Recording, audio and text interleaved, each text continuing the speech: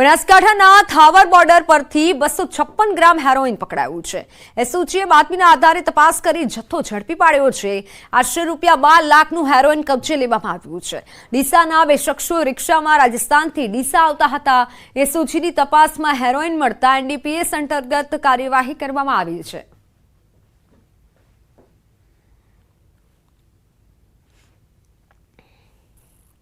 અને મહત્વના સમાચાર દાહોદના નાની લછેલી ગામમાં શંકાસ્પદ કોલેરાના કેસો મળી આવ્યા છે। ગઈકાલે 10 બાળકોને તાવ ઝાડા ઉલટી થતા દાખલ કરાયા હતા। એક બાળકીનું જેમાં શંકાસ્પદ મોત નીપજ્યું છે।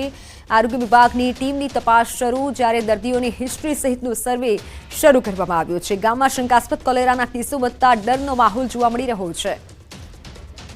દાહોદમાં કોલેરાના કેસ વધી રહ્યા છે। આરોગ્ય વિભાગ દોડતું થયું છે। શંકાસ્પદ કોલેરાના કેસોને લઈને આરોગ્ય વિભાગે તપાસ હાથ ધરી છે।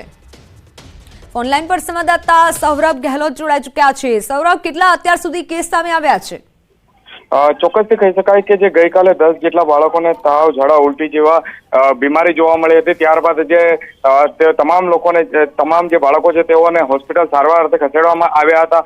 હાલ જે તાલુકા હેલ્થ ઓફિસર સાથે ન્યૂઝ 18ની ટીમ દ્વારા વાત કરવામાં આવી હતી, જેમાં તાલુકા હેલ્થ ઓફિસર દ્વારા કહેવામાં આવ્યું છે કે 10 જેટલા બાળકોમાં અમુકમાં ફૂડ પોઈઝનિંગ છે તો અમુકમાં શંકાસ્પદ કોલેરાના કેસો સામે આવ્યા છે। 4 જેટલા બાળકોમાં અત્યારે કોલેરાના કેસો સામે આવ્યા છે અને બાકીના બાળકોમાં ફૂડ પોઈઝનિંગના કેસો શંકાસ્પદ લાગી રહ્યા છે।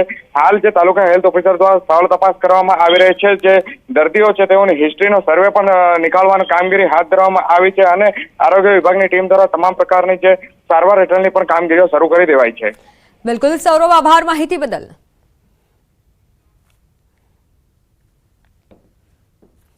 અન્ય સમાચાર પર નજર કરીએ તો ડોક્ટરોની હડતાલથી દર્દીઓના હાલ બેહાલ થયા છે। ઓપીડી સેવાઓ બંધ રહેતા દર્દીઓ અટવાયા છે। રાજકોટમાં દર્દીઓને હાલાકી પડી રહી છે। સતત 2 દિવસથી હડતાલ, આરોગ્ય સેવા પ્રભાવિત થઈ છે। કોલકાતાની ઘટનાના ગુજરાતમાં ઘેરા પ્રત્યાઘાત પડ્યા છે।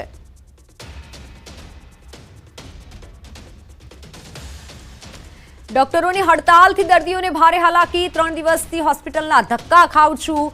પાટો બદલવાનો છે પણ બદલી નથી આપતા। હડતાલના કારણે સારવાર આપવાની ના પાડે છે। હોસ્પિટલ આવવાનો ₹500 ખર્ચ થાય છે। ના પાડે છે તો શું કરવું? હવે તો ઘરે જ જવું પડે ને।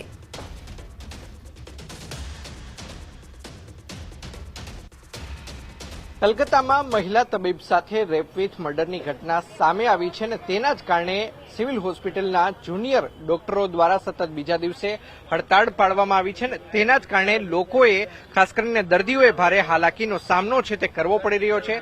આપ જે વ્યક્તિને જોઈ રહ્યા છો, આ વ્યક્તિનું નામ છે વિજયભાઈ ચૌહાણ, કે જે વાજડીથી અહીં આવ્યા છે। આપણે તેમની સાથે વાતચીત કરીશું। વિજયભાઈ, તમને કયા પ્રકારની તકલીફ થઈ છે અને કેટલા દિવસથી અહીંયા ધક્કા ખાવ છો? હું 3 દિવસ ધક્કા ખાઉં છું, આવું છું વાજડીથી। અત્યારે સારવાર ના પડે, મેં કીધું પાટો બદલાવી, પાટો નહીં બદલાવી દઉં। કારણ શું કહે છે?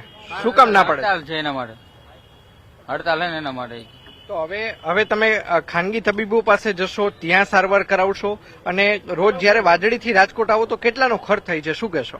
₹500 ખર્ચ થાય આવી જાય। અત્યારે 3 દિવસ ધક્કા ખાઉં છું, ના પડે। હવે શું કરવાના છો? હવે ઘરે હાલે છે, બીજું શું કરી? ચોક્કસ તો લોકોને સારવાર નથી મળી રહી। વિજયભાઈ ચૌહાણ છે કે જે રાજકોટના સીમાડાનું જે વાજડી ગામ છે ત્યાં રહે છે ને જોઈ શકાય છે કે તેમના પગની અંદર ક્રેક જોવા મળી રહી છે। તેના જ કારણે આ પાટો છે તે તેમને લગાવવામાં આવ્યો છે। હવે તેમને પાટો બદલાવો છે, તેઓ અહીં આવે છે પરંતુ તેમને સારવાર નથી મળી રહી, કારણ તેમને જણાવવામાં આવી છે કે અહીંયા ડોક્ટરો દ્વારા હડતાળ પાડવામાં આવી છે। ચોક્કસ જે પ્રમાણે ઘટના સામે આવી છે ત્યારબાદ ડોક્ટરોની અંદર રોષ હોવો સ્વાભાવિક છે। ન્યૂઝ 18 ગુજરાતીની સંવેદના પણ તે ઘટના સાથે જોડાયેલી છે, પરંતુ જે પ્રમાણે હડતાળ પાડવામાં આવી છે તેના કારણે અનેક જે દર્દીઓ છે અને તેમનો પરિવાર છે તે હાલાકીનો સામનો કરી રહ્યો છે। અંકિત પોપટ, ન્યૂઝ 18 ગુજરાતી, રાજકોટ। શ્વાસની તકલીફ છે, મારું શરીર આખું પકડાઈ ગયું છે અને એ તકલીફ છે। કોલકાતા કેસના ગુજરાતમાં ઘેરા પ્રત્યાઘાત પડ્યા છે। સતત બીજા દિવસથી તબીબોની હડતાલ રહેતા તબીબો અત્યારે ખાસ કરી હડતાલ કરી રહ્યા છે અને દર્દીઓને હાલાકી પડી રહી છે। અમદાવાદ, સુરત, રાજકોટ સહિતમાં હડતાલ યથાવત છે। મહાનગરોમાં ડોક્ટરોની રેલી યોજાઈ। જુદી જુદી માંગોને લઈને કલેક્ટરને આવેદનપત્ર અપાયું। કલકત્તામાં જુનિયર ડોક્ટર પર બળાત્કાર અને હત્યા મામલે દેશભરમાં ઘેરા પ્રત્યાઘાત છે। આ ઘટનાને લઈને દેશભરમાં તબીબી આલમમાં રોષ વ્યાપ્યો છે।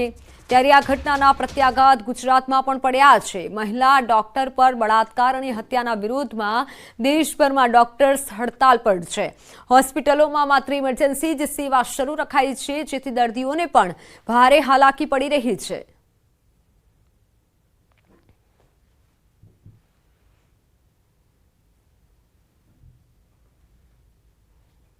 જે સિવિલ છે એમાં પણ ડોક્ટરો હડતાલમાં જોડાયા છે. આજે એમના તરફથી ઇન્ડિયન મેડિકલ એસોસિએશનની નેજા હેઠળ આવેદનપત્ર કલેક્ટર કચેરીમાં આપવામાં આવ્યું છે, જે અમે તરત ગૃહ મંત્રાલય દિલ્હી અને ગાંધીનગર પહોંચાડવાની છીએ.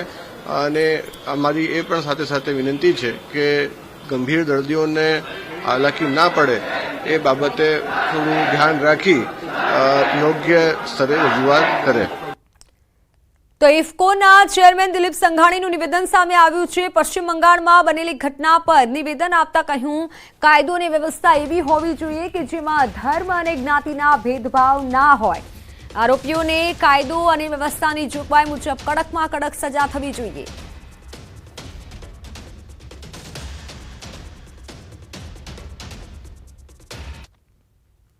ન્યાય અને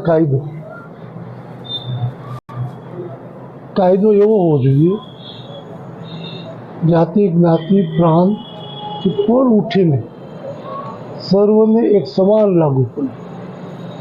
મનમાં એવો ભેદ ન થાય કે આ સમાજનો છે, આ ધર્મનો છે, આ જ્ઞાતિનો છે, એની પ્રત્યે પક્ષપાત થઈ જશે અને ત્યારે જ દેશ મજબૂત બને. એ દિશામાં કાયદાઓનું અમલીકરણ કરનાર અધિકારીઓ કે સરકારે જાગૃત રહેવું જોઈએ. તો ઇફકોના ચેરમેન દિલીપ સંઘાણીનું નિવેદન. નરેશ પટેલ અને જયેશ રાદડિયા વચ્ચે કથિત કોલ્ડ વોર મામલે તેઓએ નિવેદન આપ્યું. બંને નેતાઓને હું વ્યક્તિગત સમજાવીશ. બંને સમાજના અગ્રણીઓ છે, બંને પોતાના સ્થાન પર સર્વોચ્ચ છે. હેમુ ગઢવી હોલ ખાતે આયોજિત કાર્યક્રમમાં તેઓએ નિવેદન આપ્યું છે કે બંને સમાજના અગ્રણીઓ છે, બંને પોતાના સ્થાન પર સર્વોચ્ચ છે. આ સાથે દિલીપ સંઘાણીએ જે નિવેદન આપ્યું કે બંનેને હું સમજાવીશ તેવું નિવેદન આપ્યું છે. ચોક્કસ કહીશ, બંને અમારા સમાજના આગેવાનો છે, બંને સન્માનીય છે, પોતપોતાના સાથે સૌ સારું કામ કરી રહ્યા છે. ત્યારે સારા કામનો સરવાળો થાય અને સમાજ અને રાષ્ટ્ર માટે, રાજ્ય માટે સારું છે. આજે દિલ્હીમાં ભાજપના પદાધિકારીઓની બેઠક. બપોરે 2 વાગે ભાજપની મહત્વની બેઠક. ભાજપના કેન્દ્રીય કાર્યાલય વિસ્તારમાં બેઠકનું આયોજન કરાયું છે. તમામ રાજ્યોના ભાજપ અધ્યક્ષ પ્રભારી સામેલ થશે. ભાજપના રાષ્ટ્રીય અધ્યક્ષ જેપી નડ્ડા તથા રાષ્ટ્રીય સંગઠન મહામંત્રી BL સંતોષ પણ તેમાં હાજર રહેશે. 1 સપ્ટેમ્બરથી સદસ્યતા અભિયાન સાથે સંગઠન પર્વની જાહેર થાય તેવી શક્યતા છે. ઓક્ટોબર મહિનામાં મંડળ અધ્યક્ષની નિયુક્તિ થશે.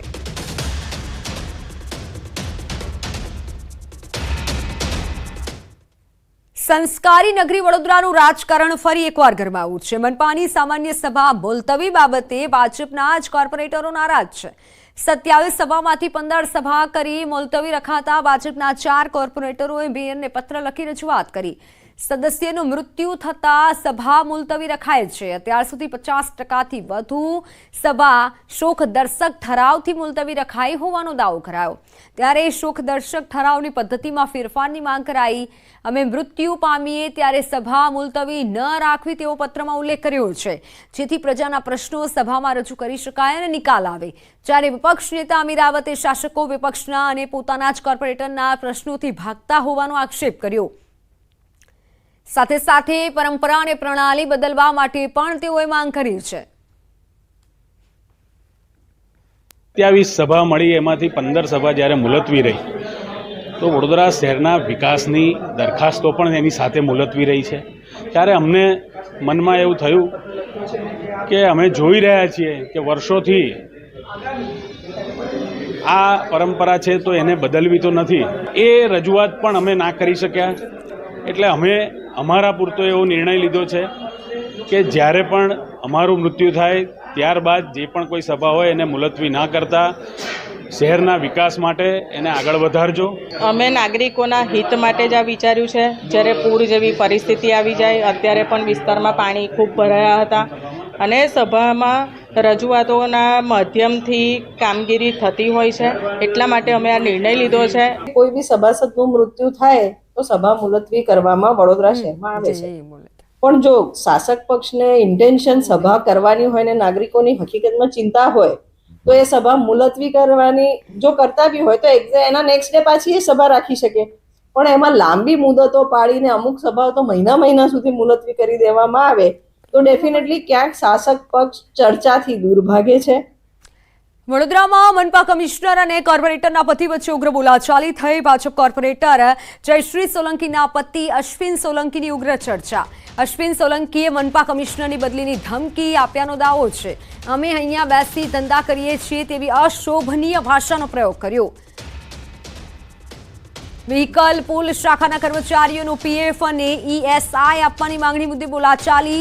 અશ્વિન સોલંકી વારંવાર મોરચો લઈ આવતા મનપા કમિશનર રોષે ભરાયા. સ્ટેન્ડિંગ ચેરમેનનું સમજાવટ કરી યોગ્ય રીતે રજૂઆત કરવા ટકોર.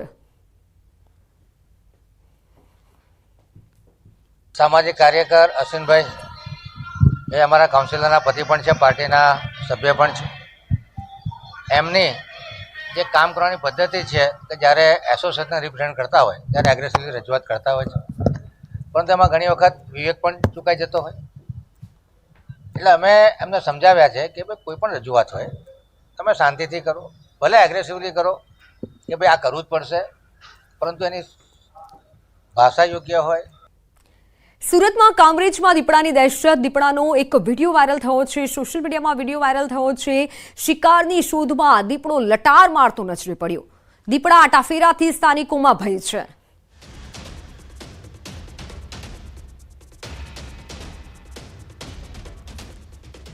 ગીર પંથકમાંથી હિંસક પ્રાણીઓ હવે શહેરમાં લટાર મારતા થઈ ગયા છે. પાછલા ઘણા દિવસથી ગીર સોમનાથ પંથકમાં દીપડાના આટાફેરા વધતા લોકોમાં ફફડાટ વધી ગયો છે. સોમનાથ પ્રભાસ પાટણથી ત્રિવેણી સંગમ તરફ જવાના રસ્તા પર દીપડાએ સોમનાથ ટ્રસ્ટ દ્વારા નવનિર્માણ સાંસ્કૃતિક કેન્દ્ર પાસે દીપડાએ દેખા દેતા લોકોમાં ડરનો માહોલ જોવા મળી રહ્યો છે.